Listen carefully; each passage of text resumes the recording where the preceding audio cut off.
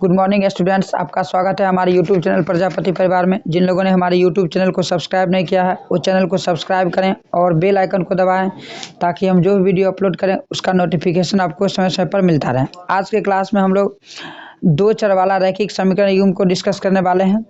पिछले वीडियो तक हम लोगों ने 7 क्लास तक देख लिया था, जिसमें हम लोगों ने वास्तविक संख्या और बहुपद का जितना भी क्वेश्चन था सारा क्वेश्चन देख लिया था। ठीक है, तो आज हम लोग नया चैप्टर शुरू करने जा रहे हैं और ऑब्जेक्टिव के लिए जो है दो चर वाले रैखिक समीकरण युग्म। ठीक है, तो इसको कुछ क्वेश्चन, इस चैप्टर का कुछ क्वेश्चन डिस्कस करने से पहले हमें क्या करना है कि इसका कुछ बेसिक जान लेते हैं। ठीक ना, और बेसिक अगर जान लेंगे तो क्वेश्चन बनाना हम लोग के लिए बिल्कुल ही आसान हो जाएगा। ठीक है, तो चलिए सबसे पहले बेसिक समझते हैं इस चैप्टर के बारे में थोड़ा सा, उसके बाद क्वेश्चन हम लोग को आसानी से सॉल्व हो जाएगा। ठीक है, तो इसके लिए सबसे पहले दो चर वाला रैखिक समीकरण हम लेंगे।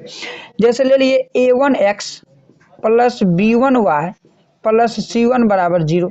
ठीक है, दो चर है, एक x और y है। ठीक है, पावर दोनों पर एक एक है, इसका मतलब दो चर में क्या रैखिक समीकरण है। एक पावर रहेगा तो क्या होगा, रैखिक समीकरण होगा।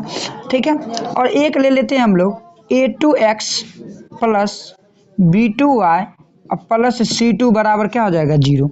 अब इसमें कुछ कंडीशन है, ठीक है ना, उस कंडीशन को हमको समझना बहुत ही जरूरी है। कंडीशन समझ में आ जाएगा सारा क्वेश्चन बन जाएगा। क्या होगा, इसके लिए कुछ कंडीशन है। यदि a1 बट्टा a2 बराबर होगा b1 बट्टा b2 के और बराबर होगा c1 बट्टा c2 के। a1 बट्टा a2, b1 बट्टा b2 और c1 बट्टा c2 क्या होगा, बराबर होगा। दिख रहा है? ठीक है, तो बराबर होने के बाद क्या होगा, रेखाएं जो होगी क्या होगी, समपाती होगी। ठीक है, बराबर हो तो रेखाएं क्या होगी, समपाती होगी। ठीक है, रेखाएं समपाती होगी।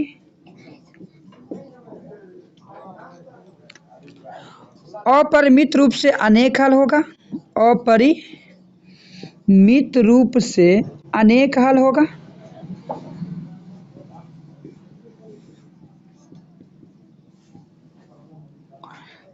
और ठीक है, रैखिक समीकरण जो युग्म होगा, रैखिक समीकरण युग्म है ना, आश्रित को हो या संगत को हो, ठीक है, संगत होगा। ठीक है, पहला कंसेप्ट समझना है कि यदि a1 बट्टा a2 बराबर b1 बट्टा b2 बराबर c1 बट्टा c2 हो तो रैखिक रेखाएं क्या होगी, समपाती होगी। अपरिमित रूप से अनेक, अपरिमित रूप से यहाँ पर लिखना है अनेक हल, अनेक हल होगा।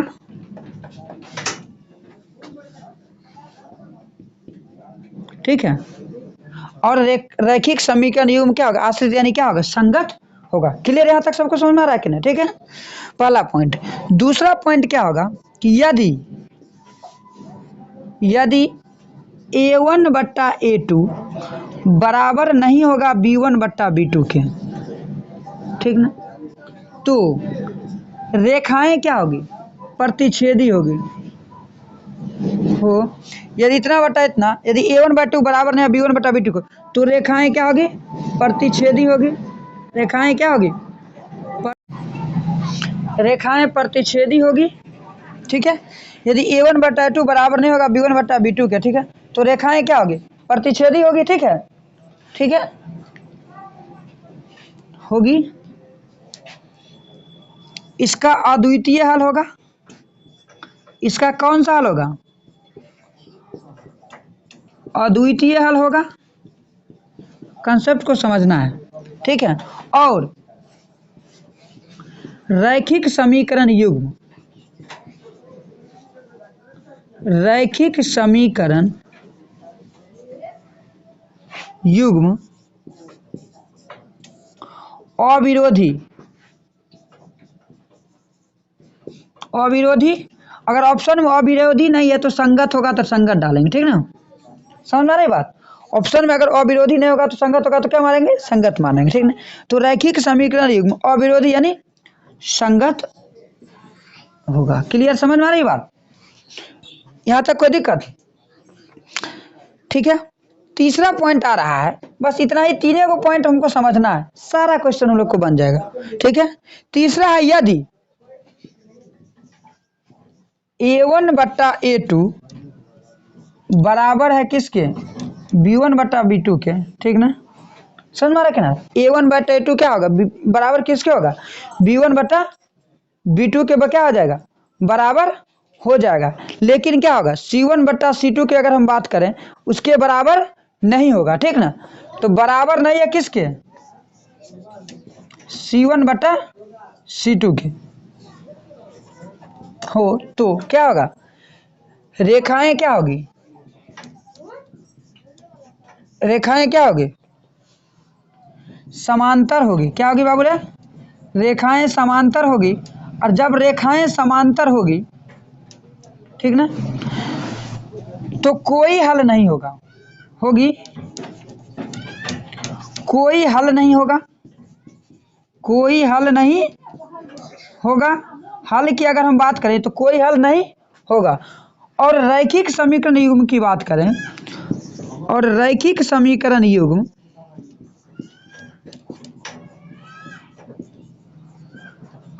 रैखिक समीकरण युग्म क्या होगा? असंगत होगा। क्या होगा? असंगत होगा। यहां तक सबको समझ में आ रहा है कि नहीं आ रहा? ठीक है, क्लियर? मतलब यही 3 पॉइंट हमको ध्यान रखना, और इसी पर हमको सारा ऑब्जेक्टिव क्लियर हो जाएगा। एक बार फिर से रिवाइज कर लेते हैं। जब दो रैखिक समीकरण में दिया रहे A1x plus B1y plus C1 बराबर 0 और A2x plus B2y plus C2 बराबर 0, तो क्या होगा? यदि A1 बट्टा A2 बराबर B1 बट्टा B2 बराबर C1 बट्टा C2 होगा तो रेखाएं क्या होगी? संपाती होगी। और जब संपाती होगी तो अपरिमित रूप से अनेक हल होगा। और रैखिक समीकरण युग्म क्या होगा? आश्रित, यानी क्या होगा? संगत होगा। यदि A1 बट्टा A2 बराबर नहीं होगा B1 बट्टा B2 का, तो रेखाएं क्या होगी? प्रतिच्छेदी होगी। रेखाएं क्या होगी? प्रतिच्छेदी होगी। इसका अद्वितीय हल होगा। और रैखिक समीकरण युग्म क्या होगा? अविरोधी, यानी क्या होगा? संगत होगा। समझ में आ रही बात? ऑप्शन में जो रहेगा उस हिसाब से करना है। ठीक ना? देन क्या है तीसरा? यदि A1 बट्टा A2 बराबर नहीं है B1 बट्टा बराबर है B1 बट्टा B2 के, और बराबर नहीं है किसके? C1 बट्टा C2 के, तो रेखाएं क्या होगी? समांतर होगी। ठीक ना, कोई हल नहीं होगा। और रैखिक समीकरण युग्म क्या होगा? असंगत होगा। यहाँ तक सबको समझ में आ रहा है कि ना आ रहा? ठीक है, कोई दिक्कत है? समझ में आ रही है बात? ठीक है, तो इस केस में इतना हमें याद रखना, और इसी पर आधारित हमको सारा क्वेश्चंस इस चैप्टर से रिलेटेड बन जाएगा। कोई दिक्कत?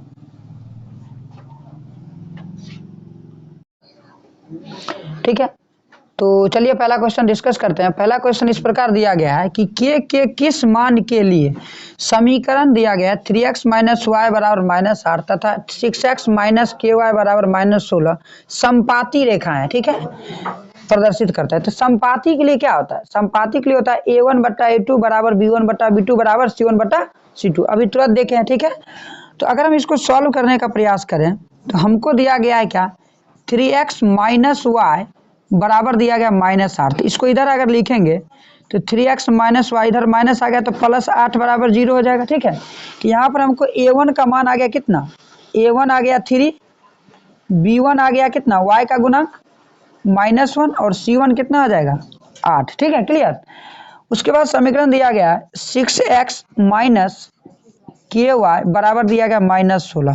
तो अगर इस यहाँ पर लिखें इसको इस तरीके से, तो 6x माइनस के वाई, इधर आ गया तो माइनस माइनस प्लस 16 बराबर 0 हो जाएगा। कोई दिक्कत? अगर देखें यहाँ से A2 आ जाएगा 6, B2 आ जाएगा माइनस के, होगा B2 कितना आ जाएगा? माइनस के। और C2 की बात करें तो C2 कितना आ जाएगा? 16। कोई दिक्कत? तो अगर हम देखें, सवाल मेरा कर रहा है संपाती है, रेखाएं क्या है? लिखेंगे चूंकि रेखाएं क्या है बाबू रे? संपाती है। रेखाएं संपाती है।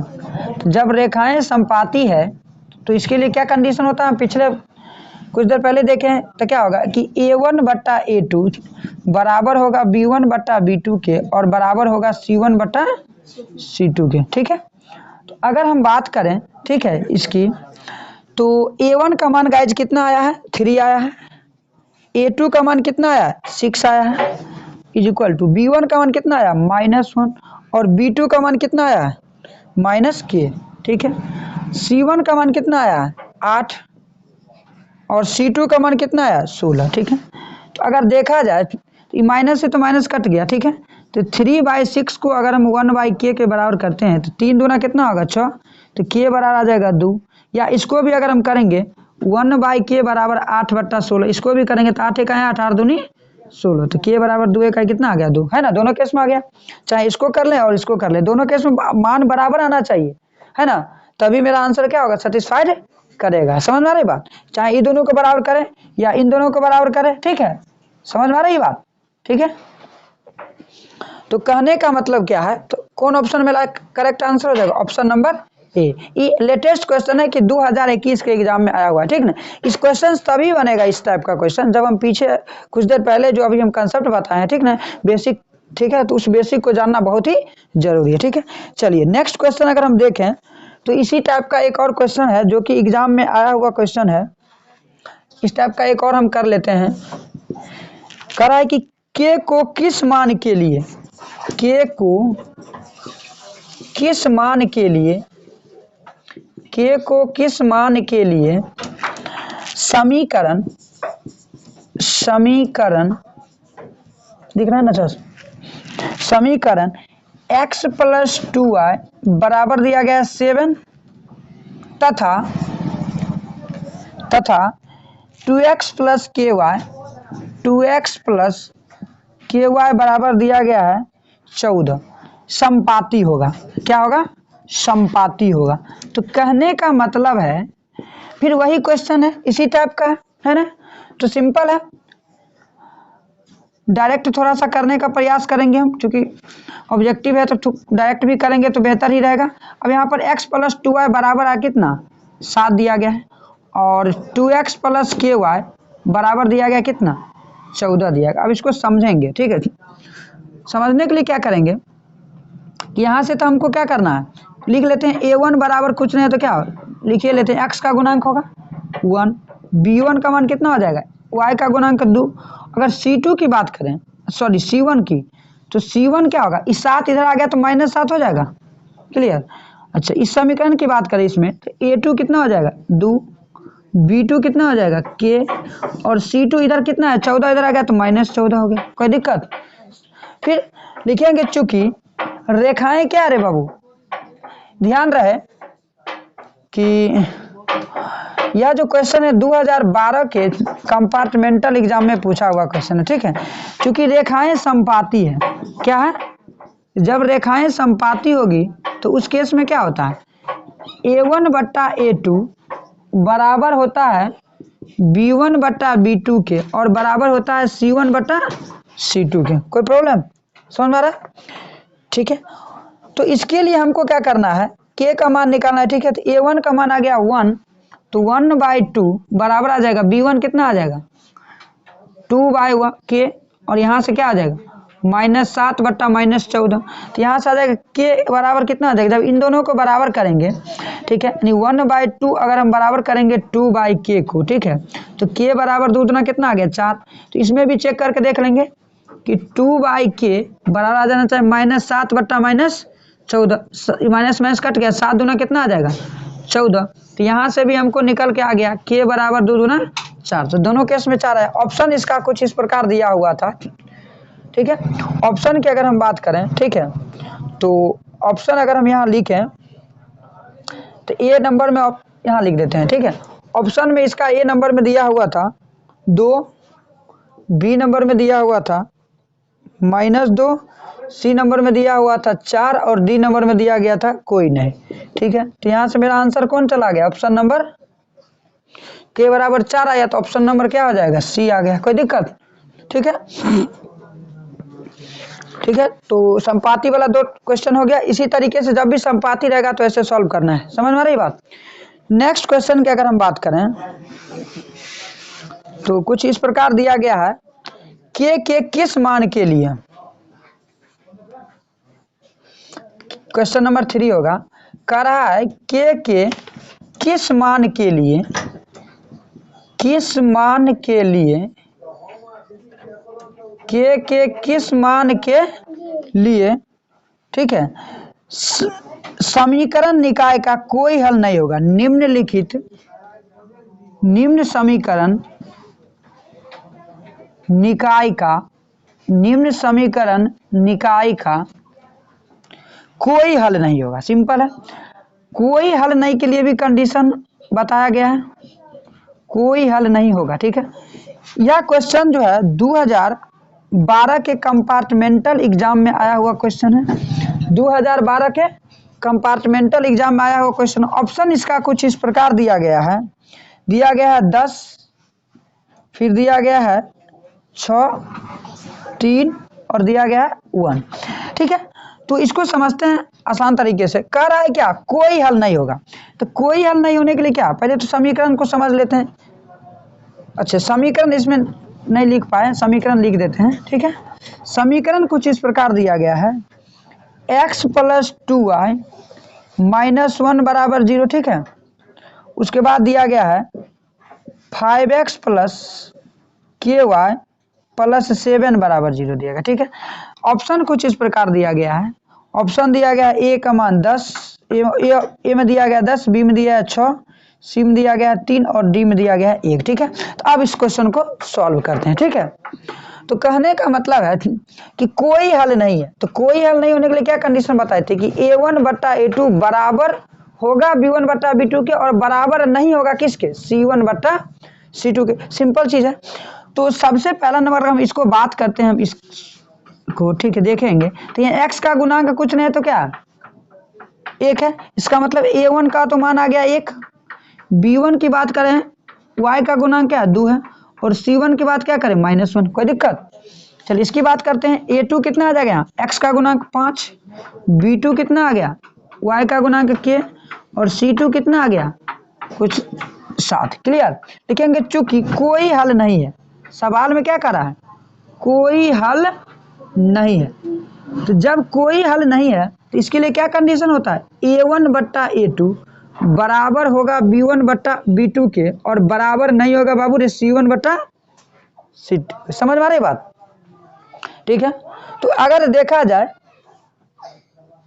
ठीक है, यदि देखा जाए तो यहां से हमको क्या आ जाएगा, a1/a2 बराबर b1/b2 और बराबर नहीं होगा c1/c2 के। तो अगर देखें तो a1 का मान आ गया गाइस कितना 1, a2 का मान आ गया 5, b1 का मान आ गया 2।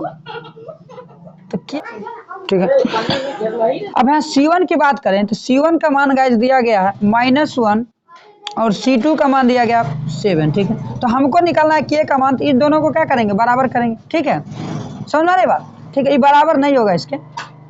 तो कहने का मतलब आ गया 1/5 बराबर 2 क्या आ जाएगा, तो k बराबर आ जाएगा 2 × 5 = 10। ठीक है, तो मेरा कौन ऑप्शन चला जाएगा, ऑप्शन नंबर क्या हो जाएगा, ए क्या हो जाएगा, करेक्ट आंसर हो जाएगा। कोई दिक्कत। ठीक है, समझ में आ गया।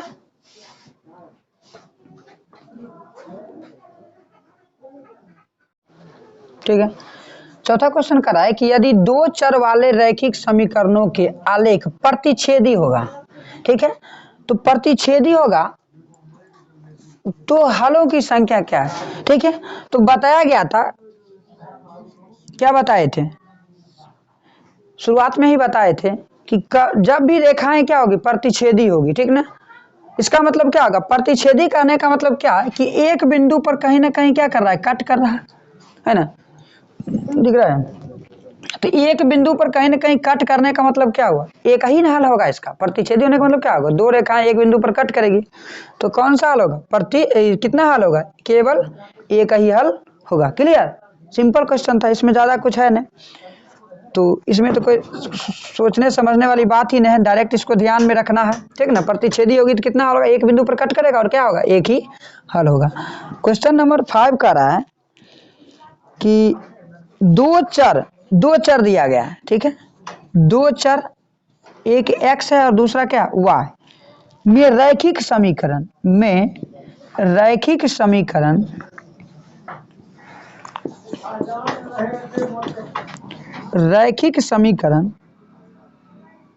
ax + by + c = 0 के कितने हल संभव है,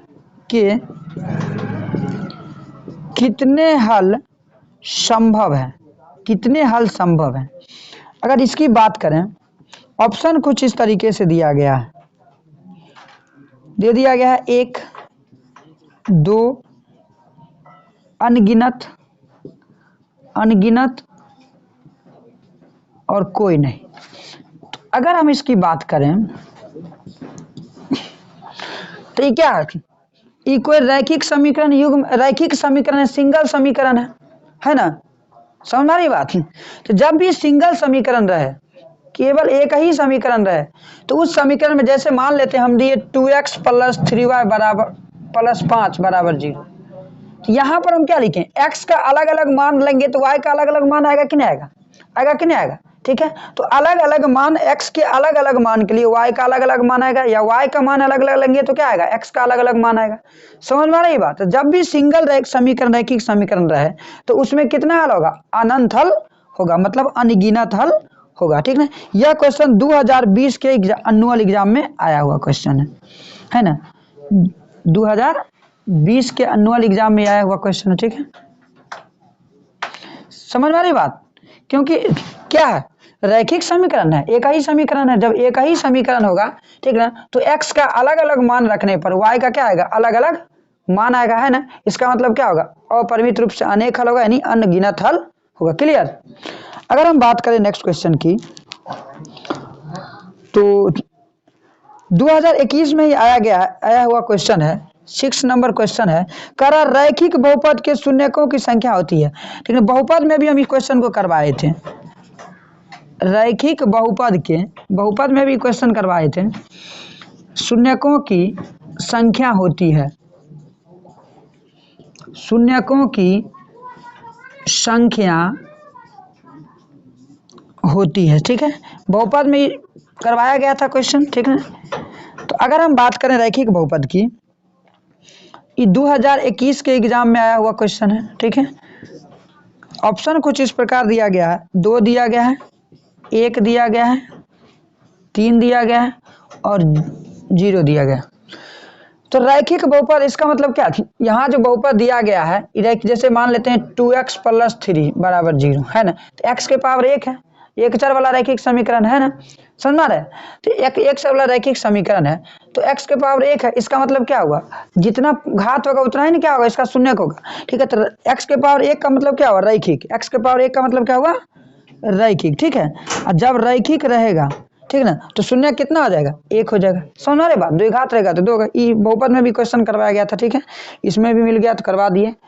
अगर नेक्स्ट क्वेश्चन की अगर हम बात करें, क्वेश्चन नंबर 7, ठीक है, 7 नंबर क्वेश्चन कर रहा है कि रैखिक समीकरण युग्म दिया गया है, रैखिक समीकरण युग्म कुछ इस प्रकार समीकरण दिया गया है, 2x + 3y बराबर 2x + 3y बराबर दिया गया 5 और दिया गया एवं 4x + 6y बराबर 15 एवं 4x + 6y बराबर 15 दिया गया। ठीक है, कि कितने हल होंगे, कि कितने हल होंगे, इसमें हल निकालना है। ठीक है, तो जब भी हल निकालना होगा, कितना हल होगा, इन्हें कह रहा है कि x का मान और y का मान क्या होगा, इन्हें कह रहा है कि इसमें कितना हल होगा, एक होगा, अद्वितीय हल होगा कि अनंत हल होगा, कि कोई हल नहीं होगा, है कि नहीं, इस रूप में आंसर देना है। ऑप्शन कुछ इस प्रकार दिया गया। यह भी क्वेश्चन 2021 के एग्जाम में आया हुआ क्वेश्चन है। ठीक है, ऑप्शन कुछ इस प्रकार दिया, अद्वितीय हल, अद्वितीय हल। बी नंबर में ऑप्शन में दिया गया है 3 हल, अनगिनत हल, कोई हल नहीं, कोई हल नहीं। ठीक ना, 3 हल, अनगिनत हल,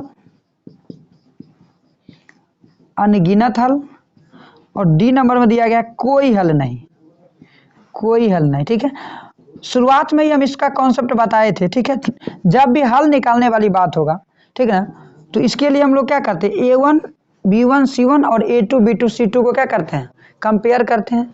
तो सबसे पहला नंबर अगर हम यहाँ पर A1 की बात करें, थोड़ा सा डायरेक्ट करने का प्रयास करेंगे हम, तो x का गुना क्या हो गया 2, B1 की बात करेंगे तो y का गुना कितना हो गया 3, अगर C1 की बात करें तो C1 5 इधर आ गया तो -5 होगा कि नहीं होगा, समझ में आ रही बात। अच्छा A2 की बात करें तो A2 आ गया कितना 4, B2 की बात करें तो कितना आ गया 6y का गुणांक, समझ में आ रहा है। और C2 कितना आ गया 15 इधर आ गया तो -15। अब यहाँ से हमको पता करना है कि A1 बट्टा A2 की बात करें तो ये हो जाएगा 2/4। ऐसे कर लेते हैं 1 मिनट, ठीक है। A1 बट्टा A2 आ गया 2/4 मतलब 1/2, क्लियर। B1 बट्टा B2 की अगर हम बात करें तो ये आ जाएगा 3/6, ये भी आ जाएगा 1/2। अगर C1 बट्टा C2 की बात करें तो ये आ जाएगा -5 बट्टा -15, माइनस माइनस कट गया, 5 1 5 5 3 मैंने 1/3 आ गया। तो यहाँ से हमको क्या पता चला, हमको पता चला कि A1 बट्टा A2 जो है बराबर है किसके, B1 बट्टा B2 के, लेकिन बराबर नहीं है किसके, C1 बट्टा C2 के, क्लियर दिख रहा है। तो जब इस तरीके का कंडीशन होता है इसका मतलब क्या होगा, रेखाएं समांतर होती है और कोई हल नहीं होता है। तो मेरा ऑप्शन कौन चला जाएगा, कोई हल नहीं, ऑप्शन नंबर क्या हो जाएगा, डी करेक्ट हो जाएगा। कोई दिक्कत समझ में आ रहा है कि ना आ रहा है, ठीक है। नेक्स्ट क्वेश्चन अगर हम 8 नंबर करते हैं, 8 नंबर क्वेश्चन कुछ इस प्रकार दिया गया है, कह रहा है कि के किस मान के लिए, ये इसको देखते हैं 2x, कह रहा है 2x माइनस 4y माइनस 3 बराबर 0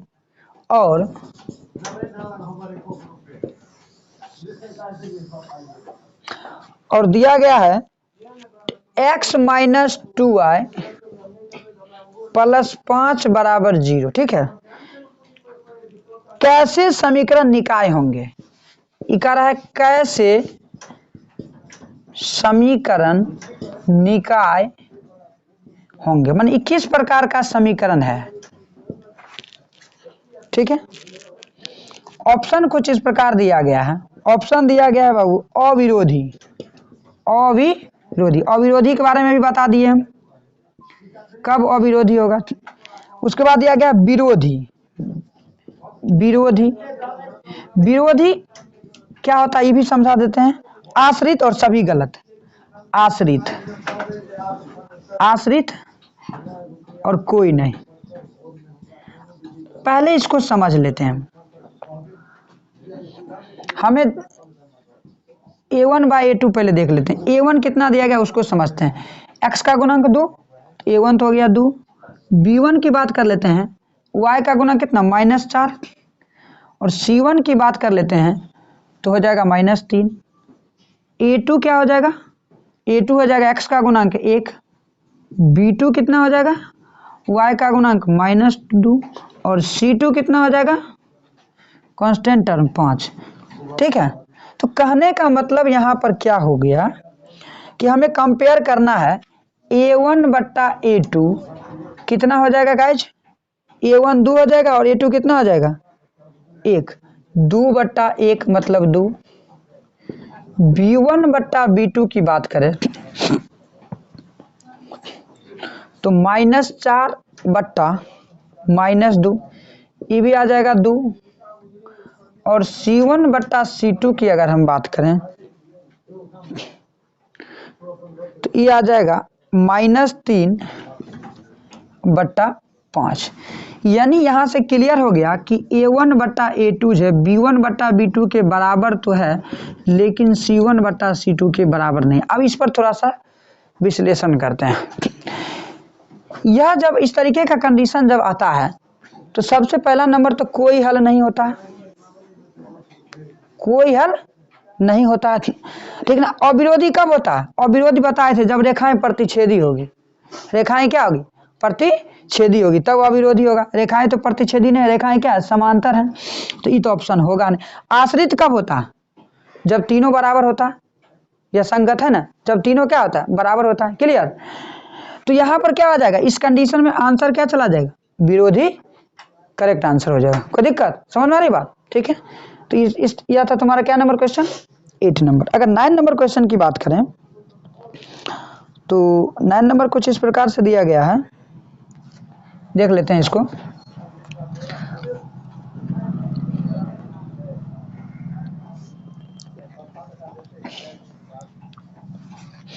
के किस मान के लिए के